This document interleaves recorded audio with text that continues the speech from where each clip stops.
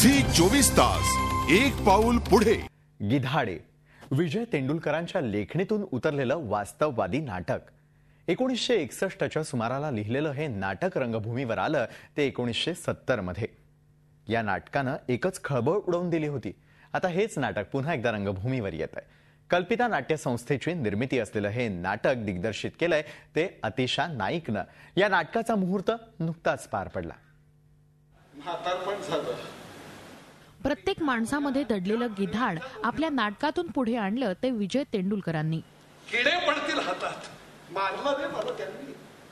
कशासाठी आलाय तुम्ही इथं? त्यांनी 60 साली गिधाडे या नाटकातून मांडलेलं घरगुती हिंसेचं वास्तव आजही तितकंच ताजं वाटणार आहे आणि म्हणूनच कल्पिता नाट्य संस्था हे नाटक पुन्हा रंगभूमीवर घेऊन आली आहे। या नाटकाचा मुहूर्त नुकताच पार पडला।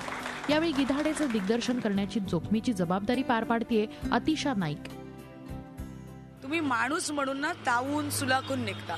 तुम्हाला एक्झॅक्ट कळतं की आपण कुठे आहोत, कुठे उभे आहोत आपण। तराजू आहे त्यांचं नाटक म्हणजे। तेंडुलकरांचं कोणतंही नाटक दिग्दर्शित करायचं म्हणजे शिवधनुष्यच असतं आणि म्हणूनच गिधाडेसारखं नाटक म्हणजे मोठं चॅलेंज असल्याचं ती आवर्जून सांगते।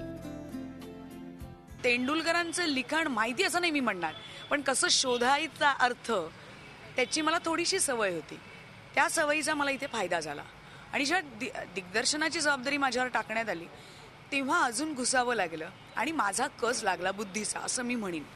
घरीपासून सांगेन म्हणत होतो पण योग्य वेळच मिळत नव्हती। नाटकातली रमाकांतची भूमिका साकारणारे गौतम जोगळेकर।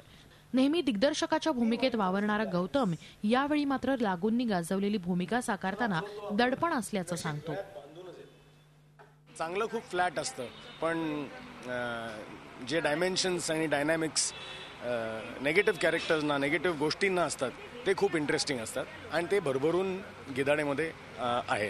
वीरमध्ये सगळी इस्टेट तुला आणि मालकीला वाटून दिली। नेहमी काळाच्या पलीकडचा विचार करणाऱ्या तेंडुलकरांच्या गिधाडेतलं प्रत्येक पात्र मनाला भिडणारं असंच आहे। विखेला लागू दे ते केक, टाचा घासून घासून मारू त्यांना आपण। कवी असतो मी, रजनीनाथ नावाचा तो कॅरेक्टर आहे, कवी असतो हा आणि मुळात त्या घरातनं बाहेर टाकला गेलेला किंवा त्या म्हणतो ना त्या एकूण फॅमिलीतनं तो बाजूला केला गेलेला असा तो असतो आणि त्याच्या दृष्टिकोनातनं नाटक सगळं पुढे जातं आपण जाताना बघतो। दडपण आहे कारण पूर्वी दीपा लागूंनी हा रोल केला होता, त्यामुळे पूर्वीचे जे प्रेक्षक आहेत त्यांना खूप एक्सपेक्टेशन्स असतील, टीका होऊ शकतात। बट ऑनेस्टली अतिशय खूप मेहनत करते आणि माझा खूप प्रामाणिक प्रयत्न आहे की मी ऑनेस्टली काम करावं।